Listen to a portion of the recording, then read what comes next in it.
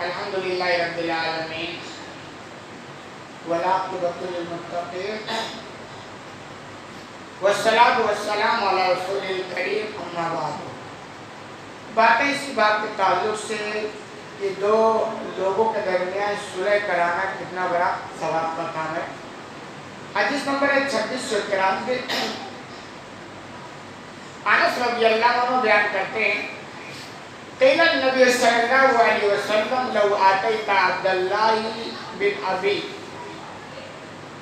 کہ نبی کریم صلی اللہ علیہ وسلم سے کہا گیا کہ اگر آپ عبداللہ بن ابی کے پاس آتے یا چلتے تو بہتر ہوتا۔ عبداللہ بن ابی یہ بعد میں رئیس المنافقین کہلایا، یعنی مدینہ کے منافقوں کا جو سردار تھا وہ کہلایا۔ یہ پہلے ہی اصل میں خزرج کا سردار تھا عبداللہ بن ابی بن سلول، بعد میں رئیس المنافقین کہلایا۔ اس کی وجہ یہ تھی کہ نبی کریم صلی اللہ علیہ وسلم کا مدینہ آنے سے پہلے لوگ مل کر کے مدینہ کا بادشاہ اس کو بنانا چاہتے، عبداللہ بن ابی بن سلول کو۔ اتفاق کی بات آپ صلی اللہ علیہ وسلم مدینہ آگئے ہجرت کر کے، جب آپ آگئے تو اس کا خواب دھرا کا دھرا رہے، شرمندے تعبیر نہیں ہو سکتے۔ تو چونکہ جب آدمی کو کسی چیز سے اندھی محبت ہو جائے، چاہے پیسہ ہو، چاہے دولت ہو، کرسی ہو اور کچھ بھی، اور کسی کے سبب سے اگر وہ چھوٹ جائے نا تو زندگی بھر آدمی دل کے اندر دشمنی چھپا کے رکھتا ہے۔ تو چونکہ اس کو عہدے سے اندھی محبت تھی، نبی کی وجہ سے اس کو عہدہ نہیں ملا، تو پھر زندگی بھر اپنے دل کے اندر کینہ اور کپٹ چھپا کے رکھا اور زندگی بھر مخالفت کیا اور دشمنی برتا۔ تو چونکہ آپ جب آئے تو پھر اس کو تکلیف تو ہوئی نا، کیونکہ یہ بادشاہ نہیں بن پایا۔ تو لوگوں نے کہا بھائی اس کا تو بہت بڑا خواب تھا، اب آپ آ گئے تو ایسا چلے اس کے پاس تھوڑا اس کی دل جوئی ہو جائے، اور ہو سکتا اس کے اوپر کچھ اچھا اثر ہو، ایمان لے آئے، وہ نہ کم از کم دوسرے لوگ اس سے متاثر ہوں گے کہ بھائی وہ ایمان لے آئے۔ تو اس لیے لوگوں نے کہا کہ آپ اس کے یہاں چلیں تو بہتر ہوگا، رئیس المنافقین کے پاس۔ تو کہہ رہے پھر کیا ہوا؟ فَانْطَلْقَ إِلَيْهِ النَّبِيُّ صلی اللہ علیہ وسلم وَرَكِبَ حِمَارًا، تو آپ صلی اللہ علیہ وسلم اس کی طرف چل کر گئے اور گدھے پر سوار ہو کر، یعنی پیدل نہیں سواری پر گئے، سواری آپ کے گدھے کی تھی اس وقت، تو گدھے پہ سوار ہو چلے۔ اور انبیاء کی شان جانتے ہی بہت ہی خاکساری والا ہوتا ہے، تکبر ان کے یہاں کوئی چیز نہیں ہوتی، بہت ہی عاجزی و انکساری کما ملا کہ چلے صاحب ہم تو چھوٹے ہی بنتے ہیں، چھوٹے بن کر چلے گئے اور سواری بھی گدھے کی اس کنڈیشن میں آپ اس کے بعد پہنچے۔ فَتَرَكَ الْمُسْلِمُونَ يَمْشُونَ مَعَهُ وَهِيَ أَرْضٌ سَابِخَةٌ، کچھ مسلمان بھی آپ کے ساتھ چلے اس کے پاس پیدل، اور وہ زمین جس میں چل کر گئے وہ بہت ہی سون زمین تھی، یعنی زمین کی کوئی کوالٹی تھی، بہرحال وہاں گئے۔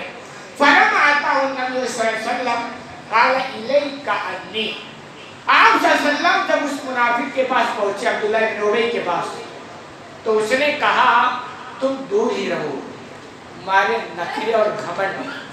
آج ہوتا نا کبھی کوئی کسی سے ملنے آیا تو بڑا آدمی ہے، گھمنڈی آدمی ہے، تکبر والا ہے، دور ہی رہو، تھوڑا دور ہی رہو۔ تو اس طرح تو اس نے جو نے کہا الیک انی، تم دور ہی رہو مجھ سے، یہ بہت ہی گھمنڈ اور تکبر یہ جملہ اس نے کہا۔ اور آگے پھر کہا وَلَّهِ لَقَدْ آذَانِي نَتْنُ حِمَارِكِ، اللہ کی قسم تمہاری اس گدھے کی بدبو نے مجھے پریشان کر دیا، یعنی تم چلے آئے ہو ایسے ہی اور گدھے پر سواری کر کے آئے ہو، گدھے سے میں پریشان ہو گئے، اس کے بعد اس طرح کا جملہ کیا۔ اب اندازہ لگائیں نبی کریم صلی اللہ علیہ وسلم کے دل پر کیا بیتی ہے، کتنا آپ نے صبر کیا ہوگا۔ اچھا پھر یہ کئی دنیا کے اندر بہت خوشحال نہیں رہا، مرنے کے بعد کا جو معاملہ فی الدرک الاسفل من النار، قرآن کے اندر ہے منافقوں کو جو انجام ہے وہ جہنم کے سب سے نچلے طبقے میں اس کو ڈالا جائے گا، منافقوں کو۔ یہ تو مرنے کے بعد کی کہانی، دنیا کے اندر کیا نفاق کے راستے پر چلا ہو۔ منافق کا معاملہ بہت ٹینشن والی زندگی ہوتی ہے، آپ ایک راستہ پکڑ کر چلے جا رہے ہیں، چلو مجھے اسی راستے پر چلنا، جو ہوگا دیکھا جائے گا۔ ایک آدمی اس کو اتنا ٹینشن نہیں، اس کا راستہ کلیئر ہے۔ ایک آدمی دو راستہ انتخاب کیا ہے، وہ کہتا کبھی مجھے ادھر چلنا ہے، کبھی ادھر چلنا ہے، لیکن وہ کبھی خود ادھر چلو کہ ادھر چلو، کہ ٹینشن والی زندگی ہوتی ہے نا، تو منافقوں کے ڈبل راستے تھے، کبھی یہ مومنوں کے ساتھ ملتے اور کبھی کافروں کے ساتھ ملتے، یعنی زندگی بھر کھل ٹینشن والی زندگی گزارا، عذاب والی زندگی۔ تو چونکہ نبی کو جو تکلیف پہنچایا، اور وہ بھی اللہ کے ایسے نیک بندے جن جیسا نیک کی دنیا کے اندر مثال نہیں ملتی ہے، تو ظاہر سی بات ہے پھر زندگی بھر پریشانات۔ آگے کہا پھر کیا ہوا؟ فَقَلْ رَجُلِ الْأَنصَارِ مِنْهُمْ وَاللَّهِ لَحِمَارُ رَسُولِ اللَّهِ صلی اللہ علیہ وسلم أَطْيَبُ رِيحًا مِنْكَ۔ تو انصار میں سے ایک آدمی، یعنی جو ایمان والے تھے، انصاری لوگ، انہوں نے اس سے کہا، عبداللہ ابن منافق سے، اللہ کی قسم اس گدھے کی خوشبو تم سے بہتر ہے۔ چونکہ نبی کو سبق کے لیے نا، لیکن وہ صحابہ جن کے دل کے اندر محبت کوٹ کوٹ کر بھری تھی، وہ کہاں برداشت کر سکتے ہیں؟ انہیں یہ جملے کہا، یہ تھی اصلی محبت۔ آج بھی لوگوں نے محبت کا اظہار کیا اللہ کی بنا۔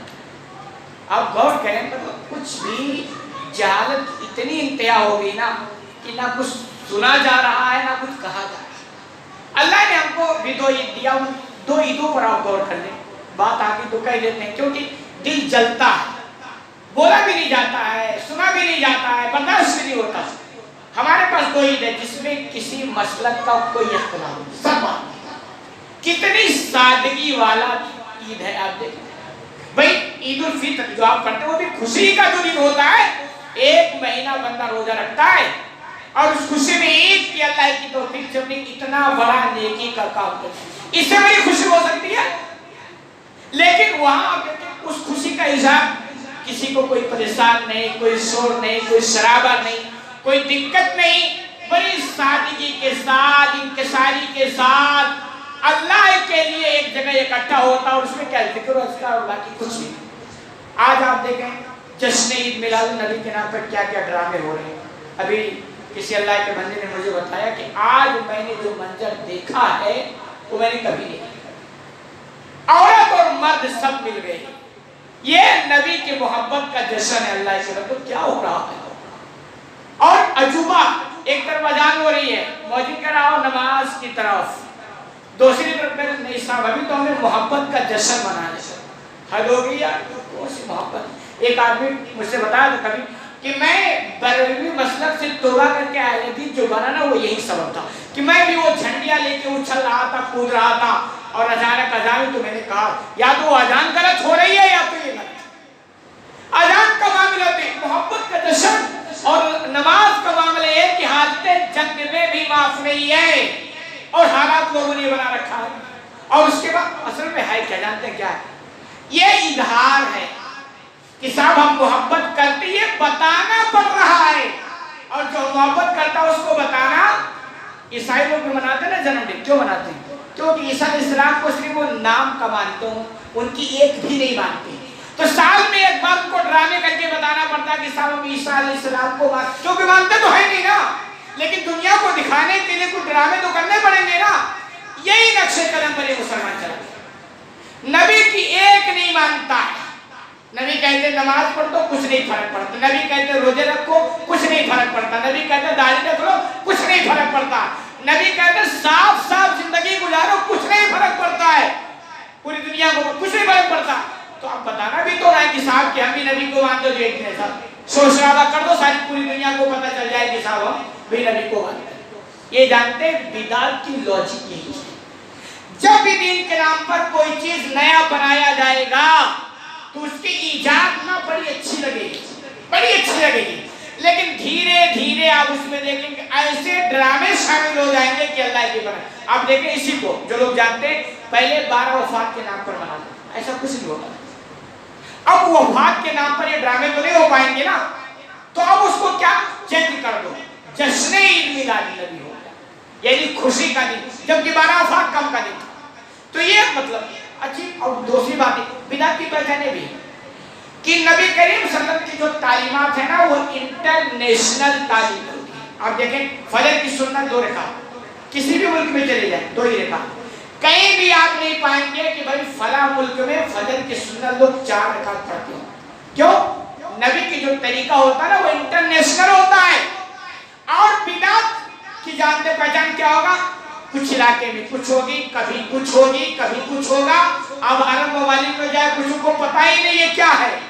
اور کہیں کچھ یہ بدعت کی پہچان ہے کہ سب نبی کی جو تعلیم ہوتی ہے نا وہ کسی کونے میں چھپی ہوئی نہیں ہوتی ہے، وہ نیشنل میں انٹرنیشنل پیمانے پر ہوتی ہے. تو لوگوں کو تھوڑا غور کرنا چاہیے ہو کیا رہا ہے. مطلب دین کے نام پر تماشا لوگوں نے بنا رکھا. کھڑوا نبی کی محبت کا مطلب ہے کہ نبی کی اتباع کرو، نبی کی بات مانو، ان کا کہنا مانو. یہ محبت کا مطلب ہوتا ہے. محبت نہیں جس دن پیدا ہوئی خود شادی کر دو، ڈرامے کر دو، ڈھول تاشے بجا دو، ناچ گانے کر دو اور محبت کا ہو گیا. اور اس سے آپ دیکھیں عید کا تہوار جب ہوتا ہے کسی کو تکلیف ہوتی ہے، آدمی تنے تنہا چلا جاتا ہے. جلوس میں آپ دیکھو سونا دوبار ابھی میں ہمارے محلے میں بھی لگا. رات کو میں جب سونے گیا تو مجھے ٹینشن کہ اللہ کی پناہ نیند آئے گی کہ آئے گی بھی نہیں، لیکن اللہ کی پناہ نیند آ گئی. اس کے بعد رات کو میں جب اٹھا 3-4 کے بیچ میں پھر دیکھا میں کہیں مائک مسجد کی مائک چل رہی تھی اور اس میں چل رہا مائک کا غلط سسٹم ہے. 3-4 بجے بندے سونے کا ٹائم بدلا ہے کہ کیوں دوستوں کو پریشان کرتے ہو. اور اسلام کی تعلیم وہ مسلمان نہیں ہو سکتا جو دوسرے کو تکلیف پہنچائے. اس سے کتنے لوگوں کو تکلیف پہنچتی ہے، کتنے لوگ بیچارے گھٹ رہے ہیں، پریشان ہیں. لیکن وہی ہے آپ سمجھاؤ گے تو کہیں گے تم تو پھر کیا ہو، تم تو سمجھتے ہو نہیں ہو، تم تو محبت نبی سے محبت کرتا. ایسی چیزیں ہیں. تو حقیقت میں کچھ مسلمانوں کو سوچنا چاہیے یہ مزاج شریعت کے بالکل خلاف ہے. اللہ کی قسم بڑے وثوق کے ساتھ کہتا ہوں یہ اسلامی تعلیم ہو ہی نہیں سکتی ہے، اسلامی شعار ہے ہی نہیں، یہ صرف ڈرانے ہیں.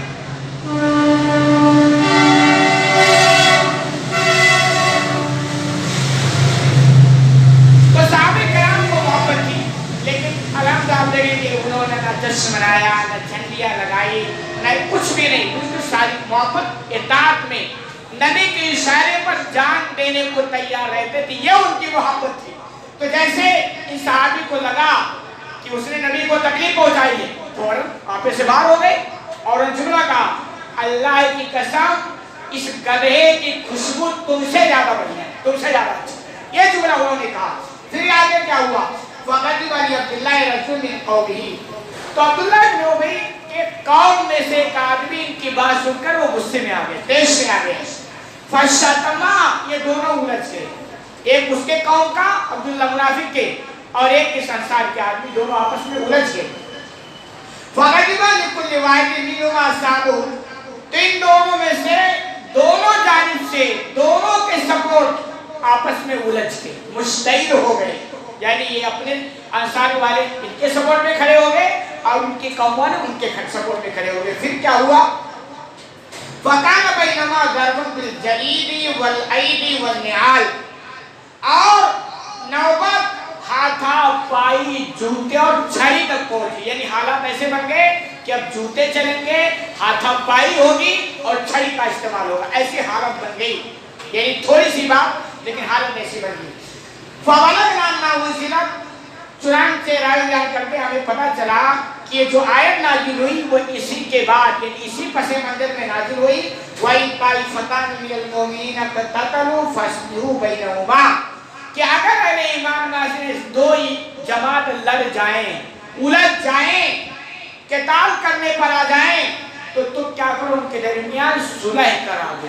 یہی بات سے تعلق ہے کہ صلح کرانے کی بڑی فضیلت ہے. جنگ اسلام میں اچھا نہیں ہے، لڑائی جھگڑا بالکل اسلام پسند نہیں کرتا، لیکن حالات کبھی بنتے ہیں تو اس کی پرمیشن بھی ملتی ہے، لیکن فضیلت نہیں. ابارہ کہ جب بھی آپس میں مسلمان لڑ جائیں الجھ جائیں تو دوسرے مسلمانوں کی ذمہ داری بنتی ہے کہ کھڑے ہو کر تماشا نہ دیکھو بلکہ ان کو سلجھاؤ، ان کو ملاؤ، ان کے درمیان صلح کراؤ. اللہ رب العالمین سے دعا ہے کہ اللہ عالم تمہیں کہیں اس میں زیادہ کرنے کی توفیق عطا فرمائے.